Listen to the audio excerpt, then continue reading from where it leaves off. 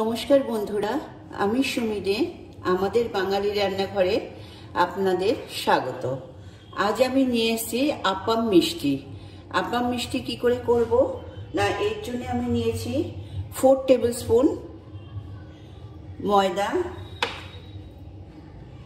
3 table spoon সুজি, আর এখানে আমি পুরটা তৈরি করে রেখেছি।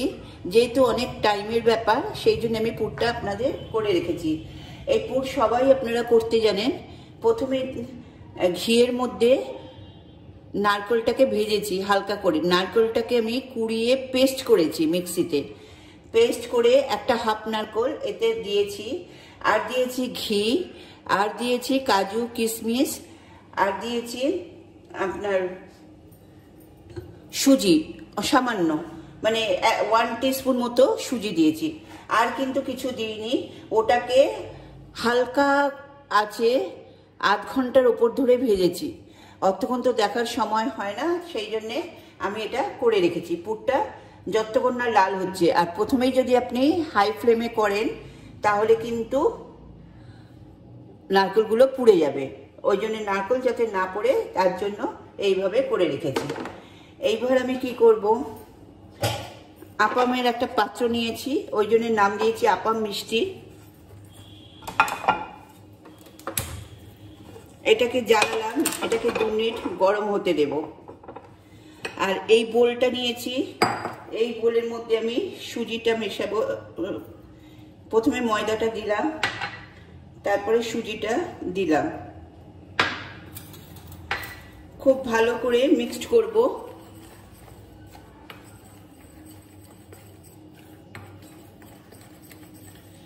আবার এরপরে এতে একটু একটু আমি জল দিয়ে একটা ব্যাটার তৈরি করব। এই ব্যাটারটা আপনি জলের বদলে দুধও দিতে পারেন। আমার দুধ খাওয়া বারণ, সেই জন্য আমি দুধটা দিলাম না,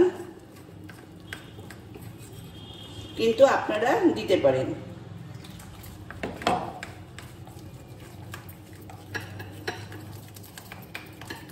ব্যাটারটা কিন্তু ঘন হবে, পাতলা হবে না।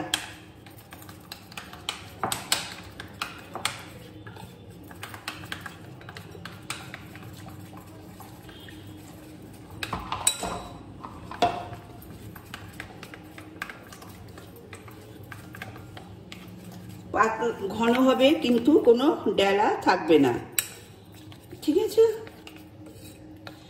তাহলে এবার আমি কি করব, আপামটাতে একটু ঘি মাখাবো সবগুলোতে, যাতে উঠতে সুবিধা হয় ওঠাতে।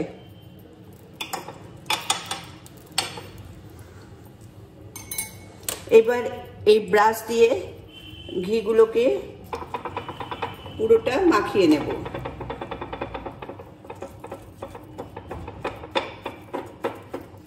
খুব ইজি আর প্রচণ্ড টেস্টি। শুধু ওই পুরটা তৈরি করতেই যা আপনার সময় লাগবে, এমন আধ ঘন্টার ওপরে কিন্তু কম আছে পুরটা করতে হবে, নাহলে কিন্তু নারকেল পুড়ে যাবে।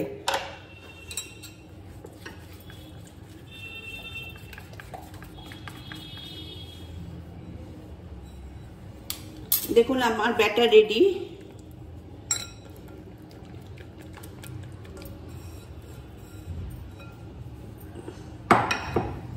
এইবার এইগুলোকে এইরকম গোল গোল করে নেব, গোল গোল করে এর মধ্যে চুবাবো, চুবিয়ে এর মধ্যে দেব। হাফ দেবেন, পুরো দেবেন না, হাফের একটু ওপরে দেবেন। আবার এরকম করে নেব,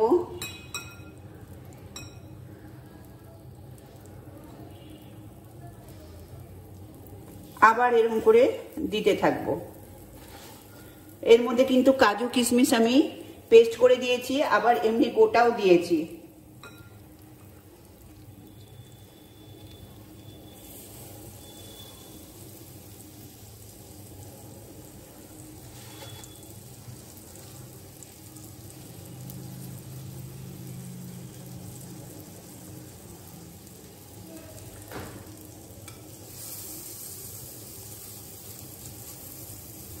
তাহলে এইভাবে পুরো পুরটা আমি এর মধ্যে দিয়ে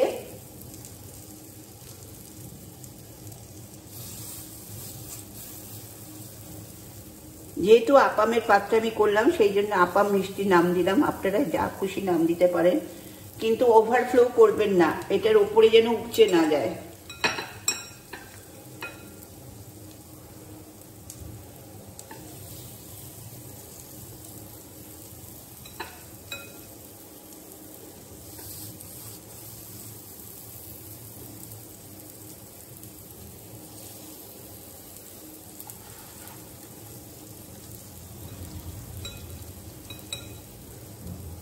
আমি আগে একবার করে দেখেছি, অপূর্ব টেস্ট হয়, ওই জন্য আপনাদের সাথে শেয়ার করলাম।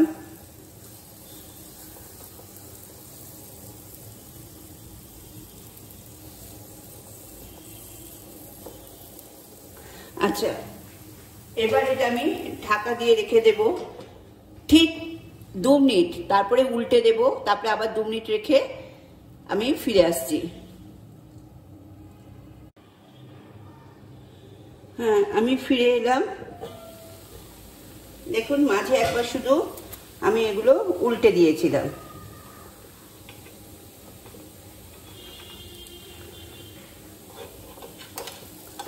আমার একদম রেডি।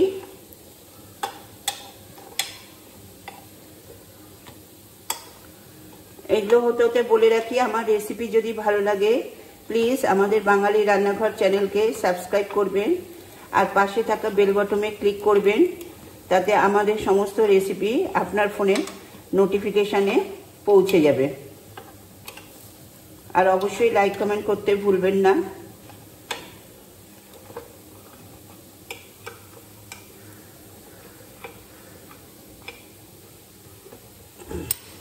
আর বন্ধুদের মধ্যে প্লিজ শেয়ার করবেন। তাহলে আমার আপাম মিষ্টি রেডি। এবার আমি এটা ঢেলে দেব।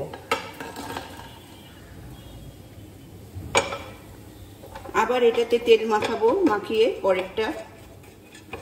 আর এটা নন স্টিক, তেল না মাখালেও, এই তেল বলছি ঘি না মাখালেও চলবে, শুধু এই ব্রাশটা দিয়ে যেটা ছিল সেটা দিয়ে করলেই হয়ে যাবে।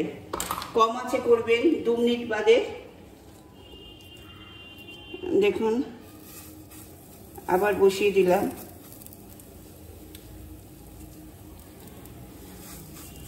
তাহলে আজ আসি, নমস্কার। আশা করি আপনাদের ভালো লাগবে। এটা কিন্তু উপচে না যায় সেটা শুধু একটু লক্ষ্য রাখবেন। ভালো থাকবেন।